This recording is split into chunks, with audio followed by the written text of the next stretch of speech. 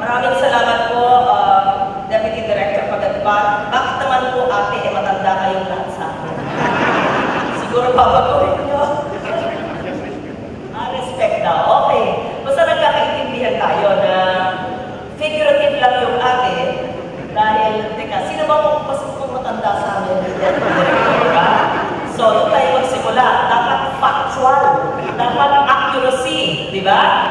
Dapat hindi fake news. O, ate, kayo ako po yan. O, sige, biro lang, biro. So, mga hindi nakakilala sa akin, kasi masyado ko mukhang seryoso, ako yung pala biro. Kaya lang, mga hindi sanay, poker face, minsan nagsalita ako, kala nila galit, or biro lang po yun. Pero talagang mali mo ate. Director Dante Aguiran, salamat po. Pasensya na, 5 minutes late. I was on a very important teleconference abroad. I'm sorry about that. Ang aking kasimanwa, first of all, Director, ito pa lang unang beses na nag-imbita kayo ng speaker. Kala ko, linggo-linggo ay meron kayong iba-ibang speaker during your term. Ngayon lang pala kayo nag-imbita ng speaker. Anyway, tapos na ang budget ninyo. Wala naman kayong hinihinging bago. So I would assume na ang inyong pag-imbita sa akin ay walang motivation. Wala pinong talaga ako. Para ako si Presidente. Ang aking kasimanwa, ang altar boy ng Antique. Si Assistant Director De Lemos, nagagawang kilala, at paborito yan ni Tita Sani Perez, dating gobernador na tiyahin ko. Tapos nung unang pinakilala sa akin many years ago, sabi ko, parang di ka NBI, bakit mo ka pare? Sabi ko, kung ang altar boy, kaya mo lang, nung binibiro ko si Assistant Director De Lemos, o yan, altar boy, nandiyan na. Ayan, hindi ngumingiti, hindi yata natatawa sa aking joke. Okay, lahat na po ng ating mga Deputy Director, hindi ko nababangitin isa ang mga makikisig na babae at lalaki. Ayan, una ang babae, syempre. So, good morning to all of you, to the officials, employees of the National Bureau of Investigation. Thank you for inviting me as your guest speaker for today's flag raising ceremony. I wish to take this opportunity to salute all of you for your service to our country. Your role is crucial to delivering swift justice, and with the constantly evolving modus of crime, especially human trafficking and cyber pornography, much is expected from the NBI to keep up with the times. It is incumbent upon the NBI to maintain a modern work system as well as competent and highly trained personnel to ensure that it can effectively carry out its mandate. This is why I have been supporting your agency in terms of legislation and your funding under the GAA, or the General Appropriations Act.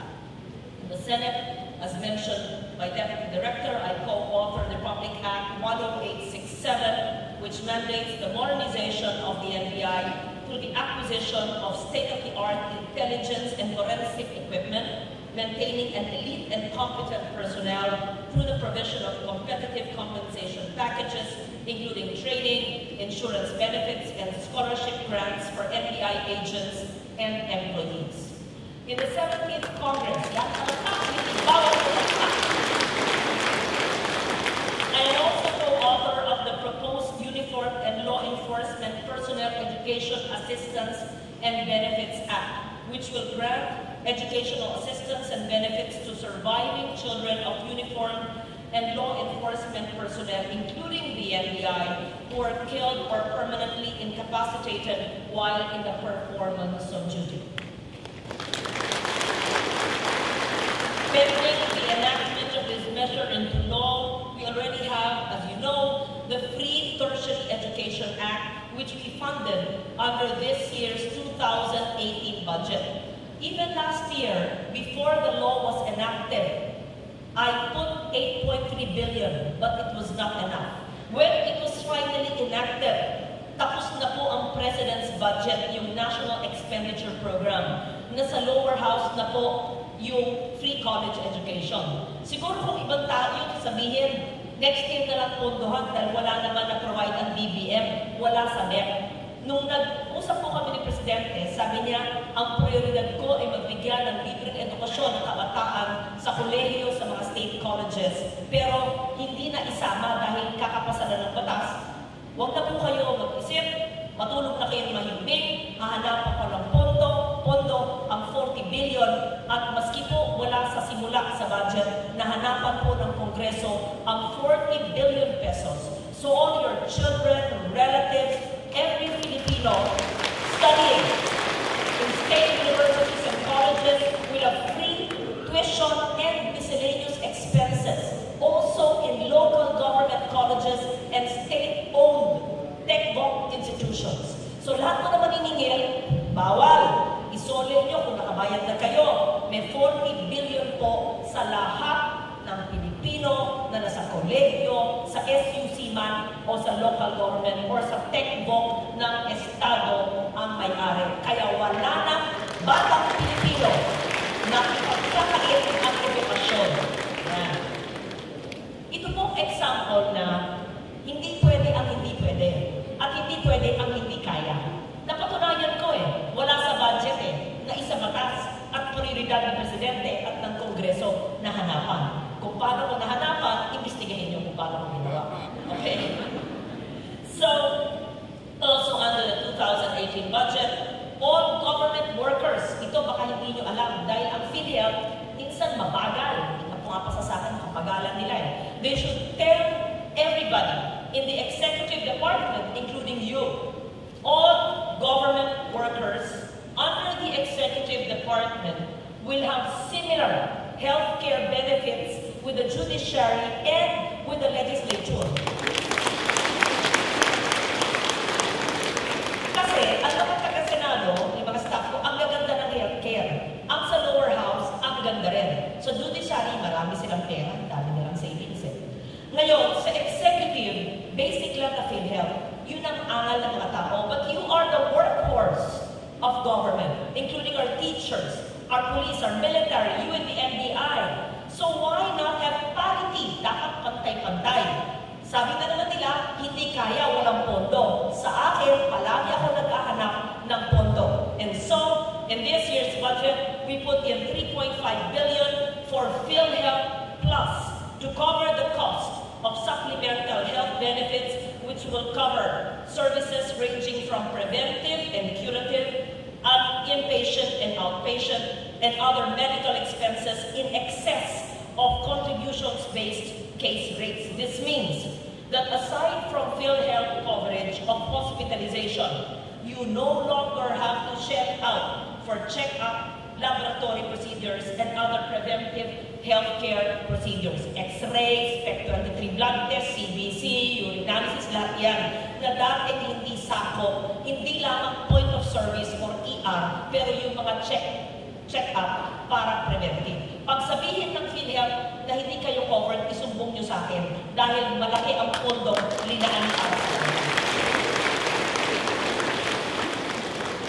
And so, through healthcare and through free education, we are able to prove that even if it did not exist in the budget emanating from DBM and the President's budget, if Congress wants it, and if it's good for the people, we can find the funds and we can do it. Now, I challenge the Executive Department who will implement the GAA, namely DOH, PhilHealth, and the CHED, to implement our well-meaning initiatives that we funded.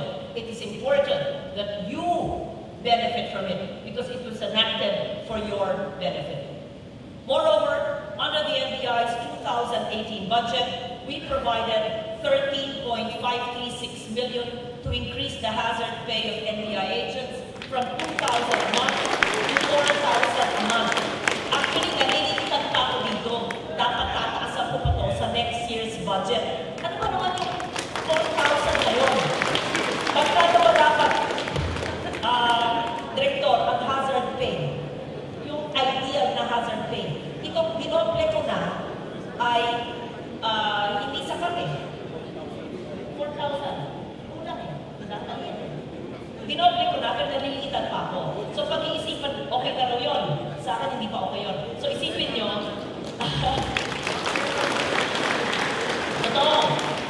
So, may panahon kayo hanggang Marso. Ang inyong budget call, pinag-iisip ko ng Direktor. Ano ang just, ano ang karapat-dapat, at yun ang isubmit nyo sa inyong NEP. Pag-questionin kayo ng BBM, bigyan nyo ako ng nyo o ng budget request nyo para pag mula sa NEP, sa DBM, President, Congress, Senado, maalagaan ko. At least 4,000 a month is fair just to compare it with others. So we will peg it at 4. Importante na doble na po natin yung hazard pay. We also allocated 20 billion pesos for your intelligence fund that is over and above what you already have. Kasi taon-taon hingi kayo ng hingi. Kaya linigay ko na lang yan para hindi na kayo humingi. I'm a believer at Intel. That was my highest grade of a flat 1 when I went to my National Defense College class. Nabanggit ni Director, yes, at 32 years old, I topped my MNSA. I was underage. And it was then Secretary Renato de Villa who was the SMD, and he exempted the minimum age requirement of 35. I was 32 years old, at ang pinakapaborito ko sa 4 na facets ng national security, that's political, socio-cultural, economic, and religious dimension of national security, military dimension, pinakapaborito kong klase, Intel. Magaling ako sa Intel, nai-Intel ko na kayo eh. Diba? Kaya ako ay naglalagay, I think under my term as chairman of the Committee on Finance, you will see, pati si General Espero natutuwa sa akin, naiintindi ako, NSC, and si Monteagudo, nakikita nila lahat, linalakihan ko, pati sa police, ang budget ng Intel at Confi funds. Never has it happened, I think, in the 3 years na ako chairman ng Committee on Finance. Nagtataka sila, pati Office of the President, from 500 million panahon ni President Aquino, the President's budget, Intel, is 2.5 billion. And I defended it on the floor. It was times 5. In the first 6 months of President Duterte, I was being questioned by the minority. But in the voting, it was unanimous. Makuha sa tingin. Tama? Now, joke lang yan, joke lang ba? Kala baka naka-Facebook live tayo. Mabiro ka pang binila ako. But I'm a great believer in Intel and the proper and judicious use of intelligence information can prevent crimes, can save lives, and can generate a sense of well-being and security for our people and for our nation. However, never use Intel funds and Confi funds for political purposes, to destroy political enemies, to block propaganda or extort, or for whatever negative reasons. Never. But use the intelligence information to prevent something bad from happening, to help the people give enlightened and wizened decisions, to generate greater well-being for our people. That is why I'm a great believer in intelligence information. Being an investigative journalist since I was 27 years old, my training is in investigation and the use of intelligence information for the good of our people, not to destroy, not to black prop, never to extort, but to improve the lives.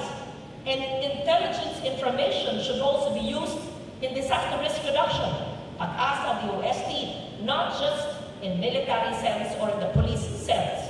So whether the problem is drugs, or the problem is trafficking, or domestic violence, or natural hazards, knowing information 10 steps ahead and acting on it based on accurate information can really make our country great. Even in tourism, knowing what other countries in ASEAN and other countries do ahead of time, we can make enlightened decisions. And so, I hope, and I know, that you use the intelligence budget judiciously, correctly, non-political, so that it will redound to the betterment of our people.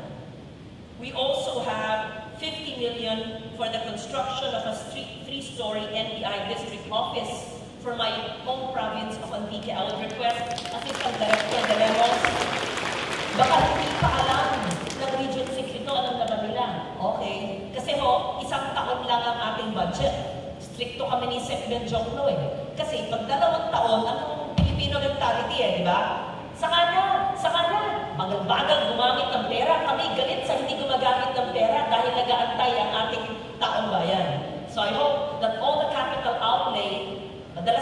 failed bidding, hindi ba? Kasi, maraming kasi-kasi. Pero sa akin, walang kasi-kasi. Dapat sundin ng batas, sundin ng COA, at mabilis ang procurement ayon sa tamang gawa. In the remaining 1.5 years of my third term as senator, hanggang June 30, 2019 na lang po ako. After June 30, 2019, baka hindi na niyo ako kilala. Hindi na niyo ako iniimbita. Hindi na ako iniimbita ni Director Garian, di ba? Midterm ng Duterte administration. Pero naka 3 terms na po ako. Kasi bata pa lang, senador na ako. Diba po? Anyway, so I hope that all these budget interventions and legislative initiatives and pending measures relevant to the NBI, you would all be even more motivated to give nothing but your wholehearted service and commitment to the Filipino nation by providing quality, investigative, and forensic services in the pursuit of truth and justice. And lastly, I hope that you will take to heart, as you do, the implementation of the Anti-Trafficking in Persons Act and the Anti-Cyber Pornography Law. Because our children, our youths, our women, and men should never be used for trafficking. And let's have no mercy for those who attempt to traffic the women and children of our country. In short, implement the law. Let us prevent communities from being victimized by both foreign and Filipino syndicates in trafficking. Let us not destroy the moral fiber or fabric of our society by buying, selling, intimidating, abusing, exposing children and women and even men. And you in the NBI would have the capability, the capacity, and the mandate and the task to implement my laws. Thank you very much. Magandang umaga.